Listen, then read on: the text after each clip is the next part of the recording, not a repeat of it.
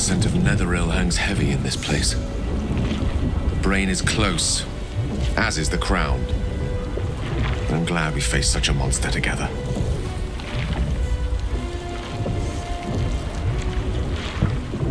When?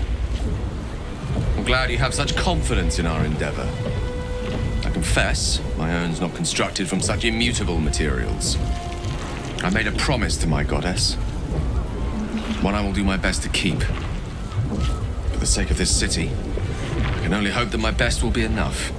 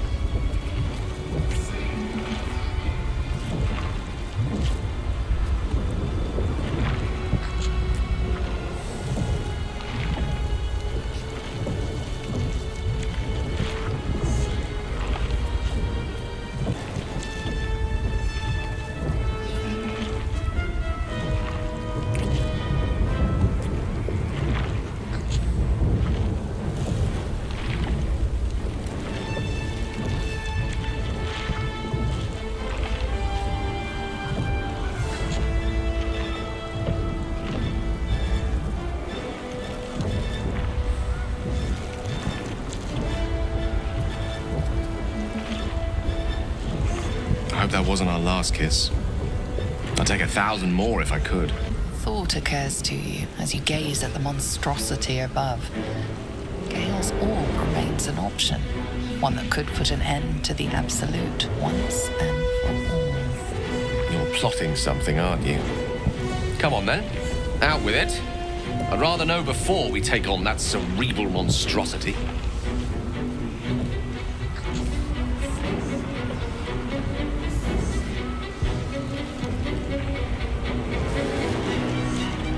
Viable a plan as any while staring into the maw of perdition. Shall we?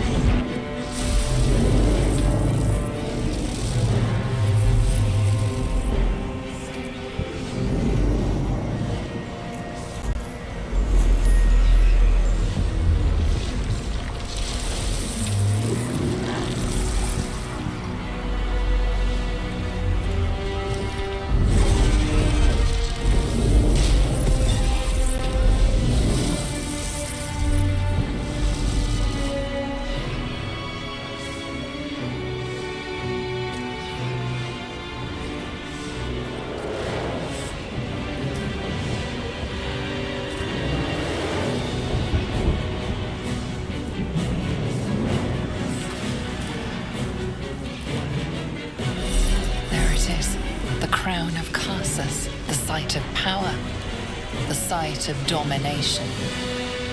That's it! We have to use the nether stones on the crown. It's the only hope we have.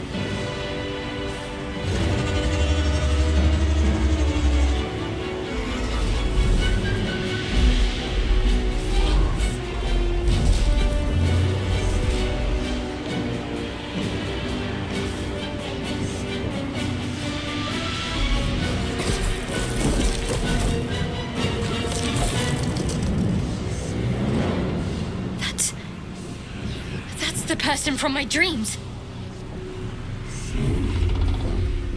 I know you.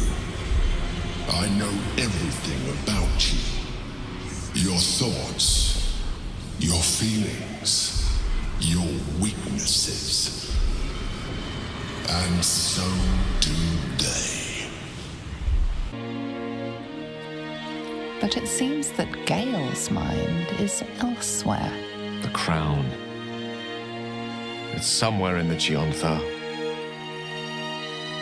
If I salvage the stones, I can reforge it. And once I have, I'll return it to Mistra. She'll cure me of my affliction, and I'll finally be free. And a more deserving one this time around. If this adventure has taught me anything, it's that there are things in this world far more valuable than power. You, for example. You're always wiser than me when it mattered most. Besides, grown quite fond of this merry band of ours, and I'd quite like to see what happens to it.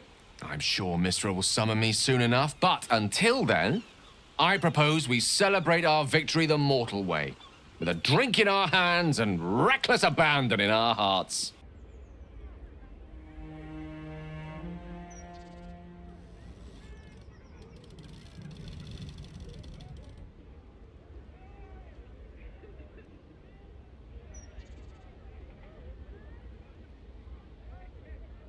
It's curious.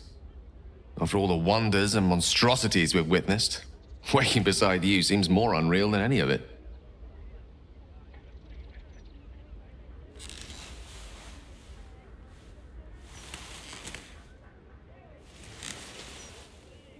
I've forgotten what it felt like to greet a sunrise without fear of it being my last.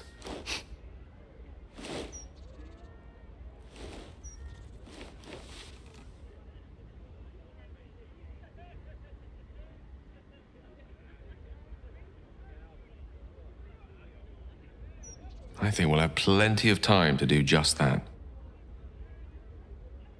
It's strange. But somehow I woke up this morning and realized the orb feels different.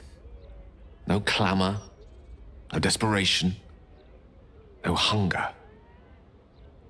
I hesitate to say it, but I think it's satisfied. I'll need to keep a careful study of it. Make sure it's not suddenly destabilized by proximity to a rogue pair of neathery sandals or what have you. But I think it's dormant. That's one worry I can leave behind me at least.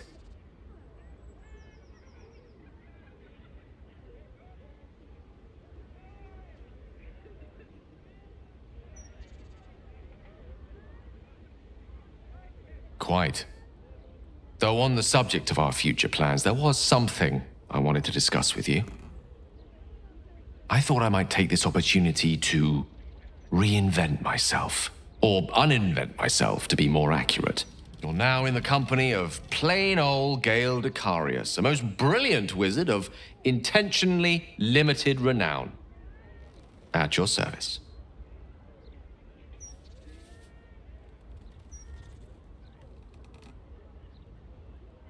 Now, I believe this is the moment where I should get to my point, so to speak.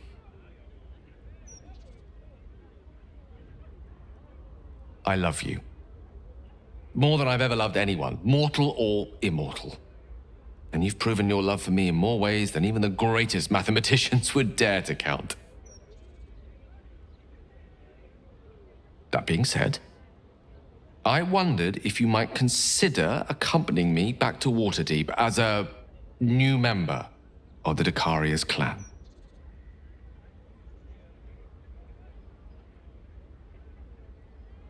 I suppose I am. Tara would be delighted, not to mention my mother. But I'd be just as happy without such ceremony. So long as we're together.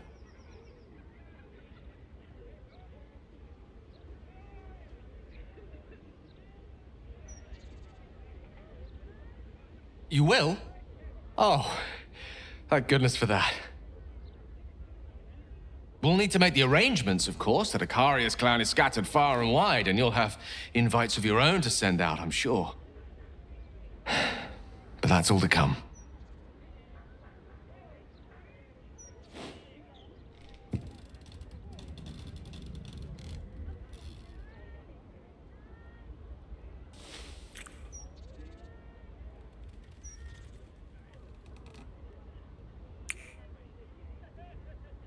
The day is young, and there are thousands more days ahead of us.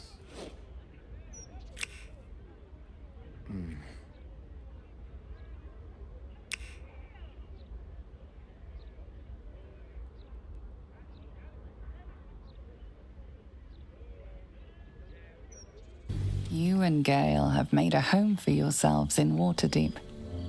Sometimes it isn't clear what he loves more, his research or you. But when he looks into your eyes or up at the stars while he sits by your side, you know the answer. One such night, your reveries are interrupted by an embarrassed apprentice delivering an urgent message written in a frail hand. An invitation to a gathering of former allies, those who stood with you against the Netherbrains 6 months ago. Gale the adventurer has quickly become Gale the academic, but he's all too happy to leave his tower for this meeting.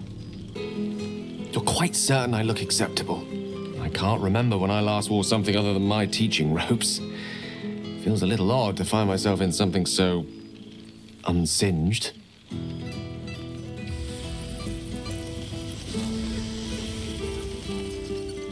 That's a relief. I wasn't sure if I'd made too much of an effort. Perhaps not enough. If only you'd applied those efforts to that thing on your chin. The day I shave this beard, Tara, is the day I shave you. For both our sakes, I hope it never comes.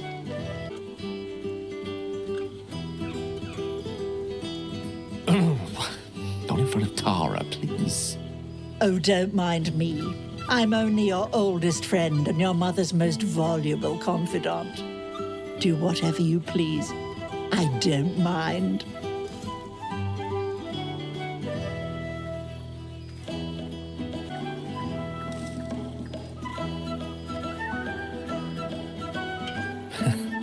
I'm not entirely certain that would fall under the definition of smart casual, but I'll be sure to indulge you when we get home.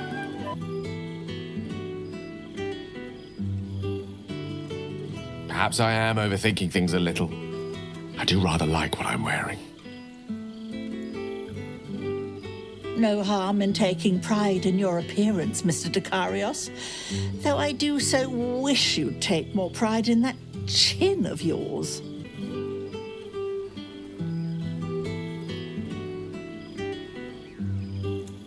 Well, I didn't want you showing up with an ink-stained professor on your arm. Not in such esteemed company. I won't keep you to myself for too long, but while I have you, I want to say thank you for encouraging me to attend this evening.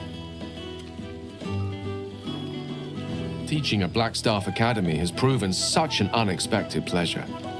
Sometimes I find it hard to tear myself away. Just one of the myriad unexpected ways life has delighted me in recent months. Even my own city feels new to me, now that I share it with you.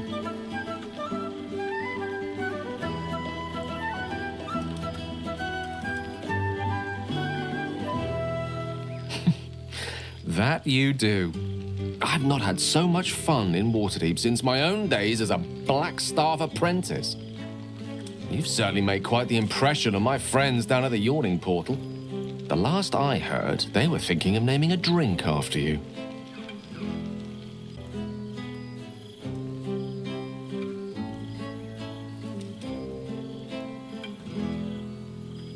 An impression I'm delighted the city has managed to redeem.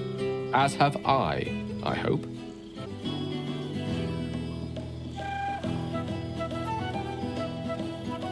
Not a sentiment I can entirely relate to, but a fresh start is always good for the spirit.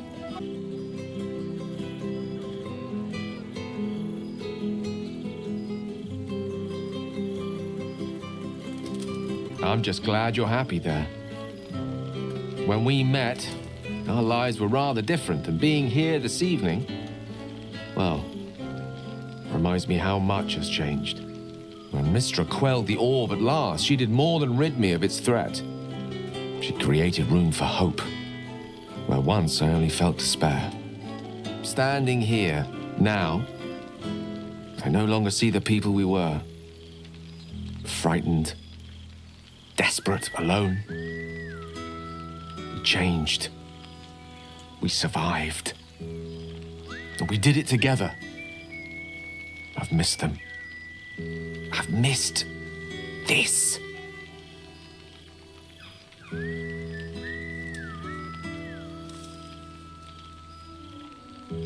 I wouldn't go quite that far. Living without the threat of imminent ceremorphosis seems infinitely preferable to life on the precipice of such a transformation. As I told you long ago, it is to be avoided. God knows we suffered for our salvation, but it was worth it, wasn't it? We did something incredible. And wherever life takes us, we'll carry the memory of that with us forever.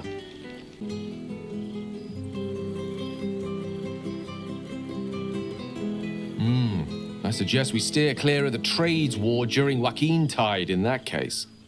The perils we faced are but trifles compared to those inflicted by the shoppers of Waterdeep when there's a bargain to be had.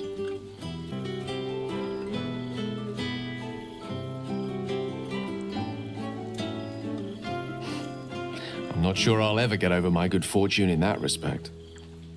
You are the happiness I never dreamed I could deserve.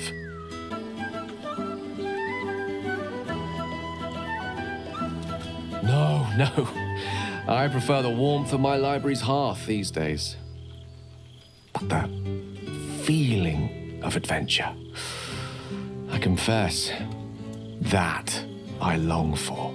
Now, Mr. Dekarios, we've spoken about this. You really must find safer pastimes for your own good and mine too. I have been dabbling with the idea of capturing our adventures with humble ink and parchment. You've tales enough to fill a few good volumes. And when the truth runs out, who knows? My quill might take us on further adventures yet.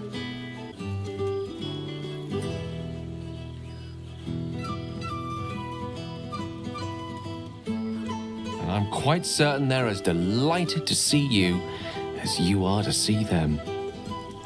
Speaking of which, I think it's high time you bless someone other than myself with your inimitable presence. Now, much as I could spend an eternity in your company, we see plenty of each other already. Tempting as it is to keep you all to myself, would be terrible company if we didn't mingle for at least part of the evening.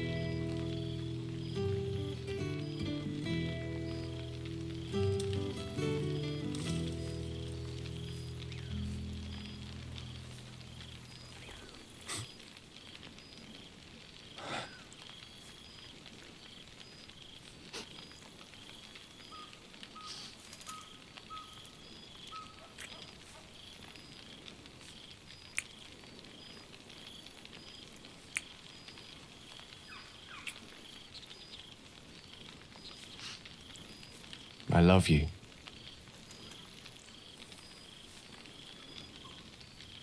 Now go on, before I change my mind.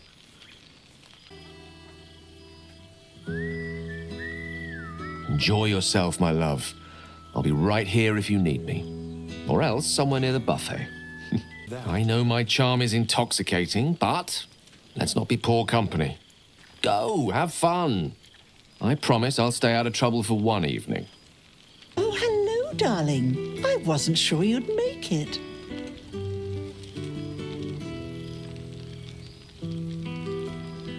Are you? Withers and I have a regular correspondence. He's joined me and Mrs. Dekarios for a luncheon on more than one occasion. Of course, we'd love to see yourself and Gale more often, but you keep him so very busy, and we hate to impose. I suppose you do. All I ever wanted was for Gale to settle down, but now that he has, I miss him.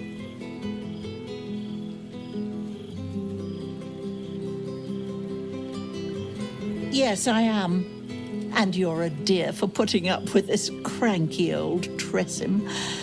I may show my claws now and then, but I hope I never scratch you too deeply.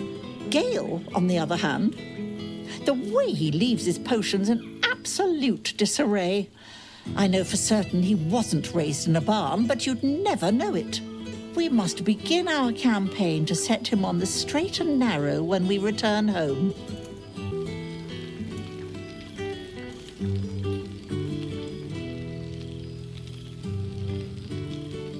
I'd like that very much.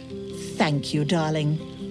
Now, enjoy your party. You've quite earned it, if the balladeers are to be believed.